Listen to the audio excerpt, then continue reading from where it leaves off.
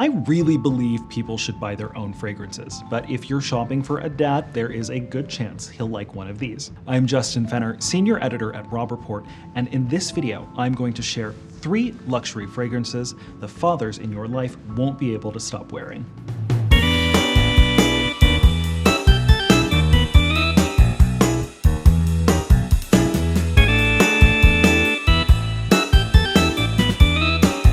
Welcome to Uncommon Scents, our series on everyone's favorite personal luxury, fragrance. I have spent over a decade covering men's lifestyle, and I've made it a personal mission to only recommend the best of the best.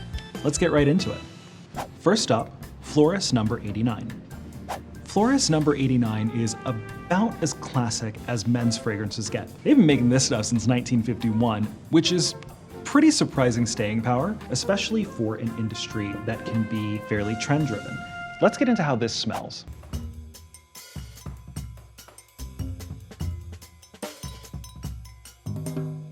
This fragrance has top notes of bergamot, lavender, and neroli, middle notes of geranium, rose, and ylang-ylang, and base notes of cedar, musk, and vetiver.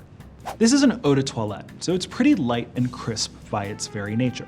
You smell it and you feel instantly refreshed. I find the citrusy smell of bergamot really restorative and really charming.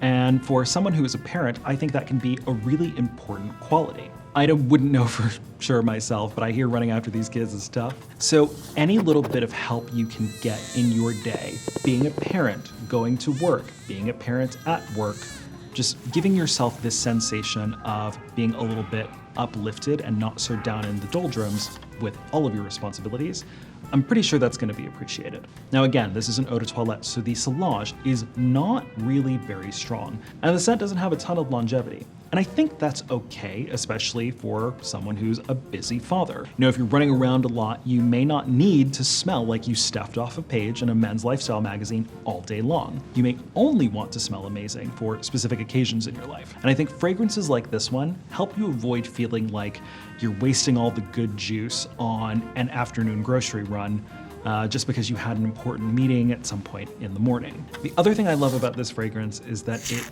reminds me of really traditional shaving creams, but like the highest end version of that canned shaving cream kind of a smell. Or maybe I should say shaving cream reminds me of Florist No. 89. As long as this stuff's been around, I would not be surprised if it hadn't inspired another product or 12.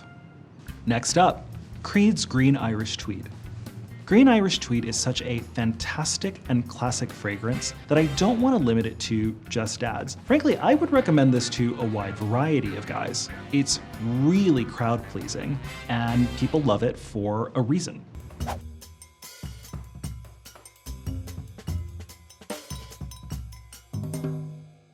This fragrance has top notes of lemon, verbena, and peppermint, middle notes of violet leaves, and base notes of sandalwood, Florentine iris, and ambergris.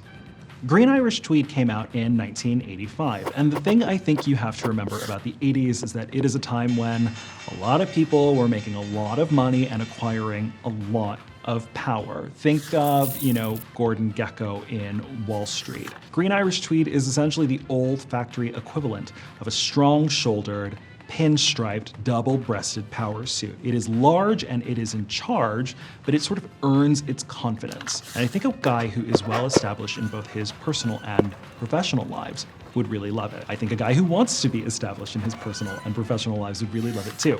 It opens in this fresh and verdant place. Allegedly there is peppermint here. I never get it. I definitely get the verbena though. It dries down into this slightly powdery, almost soapy place. I think the violet leaves have a lot to do with that, considering how often men's fragrance that want to lean a little classic tend to trot those violet leaves out. It has pretty strong longevity. You can get like 8 hours out of this stuff if you play your cards right.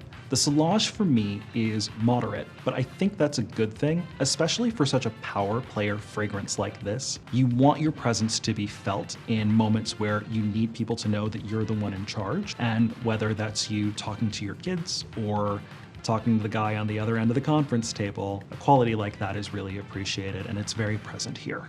Next up, Acqua di Parma's Blue Mediterraneo Bergamotto di Calabria.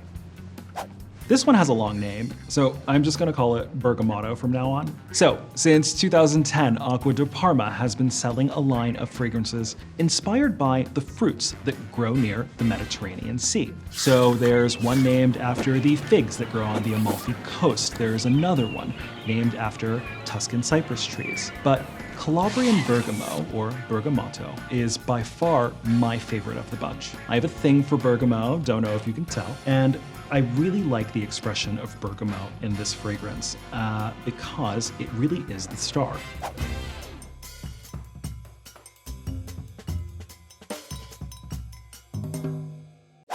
This fragrance has top notes of Calabrian bergamot, which duh, and citron, middle notes of cedarwood and red ginger, and base notes of vetiver, benzoin, and musk. This fragrance is bright and light and fresh and opens with a heavy dose of that bergamot.